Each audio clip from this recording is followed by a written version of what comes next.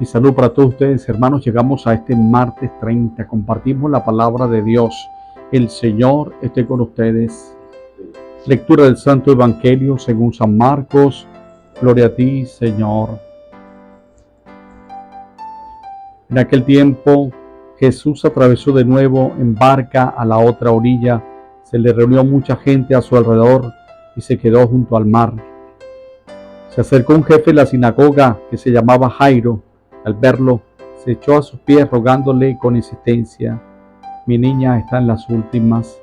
Ven, impón tu mano sobre ella para que se cure y viva. Jesús fue con él.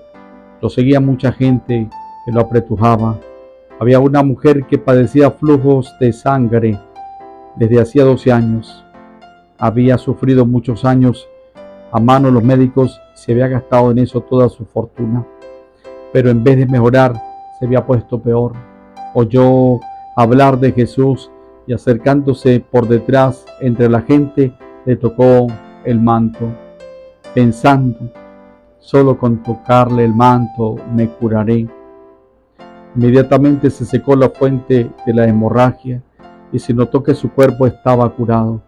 Jesús, notando que había salido una fuerza de él, se volvió enseguida en medio de la gente y se preguntaba: ¿quién me ha tocado el manto? Los discípulos le contestaron: ¿ya ves cómo te apretuja la gente y tú preguntas ¿quién me ha tocado? Él seguía mirando alrededor para ver la que había hecho esto.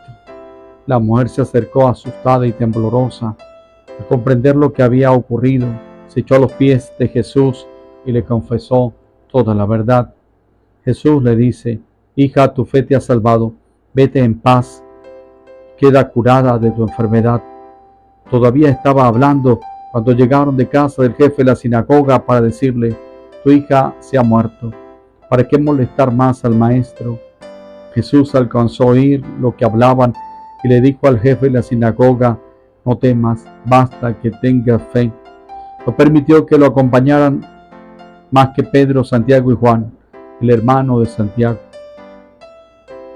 Llegan a la casa del jefe de la sinagoga y encuentra el alboroto de los que lloraban, se lamentaban a gritos, y después de entrar Jesús, él les dijo: ¿qué escándalo es este? ¿Por qué son estos gritos?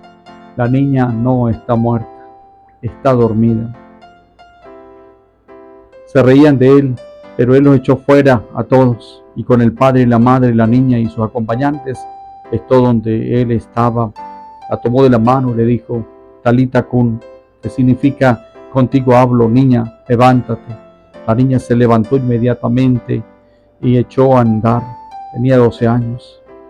Y quedaron fuera de sí, llenos de estupor. Les insistió en que nadie se enterase y les dijo que dieran de comer a la niña. Palabra del Señor. Por la proclamación del Santo Evangelio se perdonen nuestros pecados. Hermanos, hoy San Marcos, en este capítulo 5, nos va a colocar bellamente este episodio de aquel gran milagro de la hija de Jairo, un jefe de la sinagoga. Era de Gerasa, de la antigua Decápolis. Vivió en el primer siglo de nuestra era cristiana. Conoció a Jesús de Nazaret. Su noticia, su evangelio le cautivó el corazón, y en el norte de Transjordania, donde vivía, pudo ser testigo de este milagro que hemos escuchado. La fe de este jefe de la sinagoga, Jairo. Jesús resucita a aquella niña. Qué enseñanza más hermosa. Aquel hombre de la misma sinagoga que estaba puesto por los judíos, los fariseos, los escribas, creen en Jesús. Hay muchos que, a pesar que profesan otra fe, han volcado su mirada a Jesús de Nazaret, porque en él encuentra esperanza, fuerza, salvación. Encuentra un Dios vivo. Jesús vive, Jesús está entre nosotros, Jesús obra milagros. Jesús escucha la oración de cada uno de nosotros. Qué momento más grande y hermoso que nos narra este texto evangélico, que ojalá nunca olvidemos, y nos va a recordar a través de esta enseñanza que Jesús tiene todo el poder y que ha venido a convertir a todos, a los grandes, a los pequeños, a los sabios, a los menos sabios o a los incultos. Jesús es para todos, es para ti, para mí, porque Dios es un Dios que no tiene distinción. Para Él todos somos sus hijos. Es lo más grande que tiene. Qué hermoso que hoy nos encontremos con este milagro y con esta enseñanza que Jesús da al acercarse a esta niña. Talita Kun, contigo hablo, levántate. Jesús levanta a aquella niña. La fe ayuda a levantarla. Jesús usa la fe nuestra.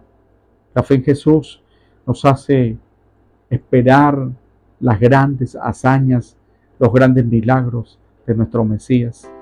Por eso en Él está nuestra esperanza. Este acontecimiento que hoy nos narra este Evangelio nos recuerda que hay un pueblo inmaduro en la fe y que tiene que levantar su mirada a Dios. Hay un pueblo que se ha olvidado de la ley, de los mandamientos, que se ha olvidado de honrar al Dios vivo. Y por eso el Señor va a recordar que es necesario que nosotros nos acerquemos a Él para encontrar vida, cumplamos sus mandamientos para ser perdonados, seamos personas que abracen ese amor a Cristo y que se una a la comunidad creyente, porque una de las cosas importantes es estar inmerso dentro de la comunidad creyente. Por eso todos tenemos que ir a la comunidad. En los grupos de nuestra iglesia hay apostolados. Hoy en nuestra iglesia hay nuevos apostolados. Por ejemplo, el grupo de Maús es un movimiento hermoso, bonito. Son retiros muy bellos que nos convierten y que nos hablan tanto de Dios y de experiencias de Dios. Yo bendigo al Señor porque conocí al Señor a través de mi madre que me lleva al templo, de mi catequista que fue a mi casa. A mi casa fue mi catequista, la hermana Carmen Moreno, que vive todavía. Si algún momento alguien la ve o ella logra ver esta enseñanza, Dios te bendiga, Carmen. Gracias por ir a mi casa a buscarme. Estaba niño, pero fuiste una catequista de vocación, como tenemos hoy cristianos, sacerdotes, fieles, laicos, que van a buscar a aquel que está distante, que está lejos.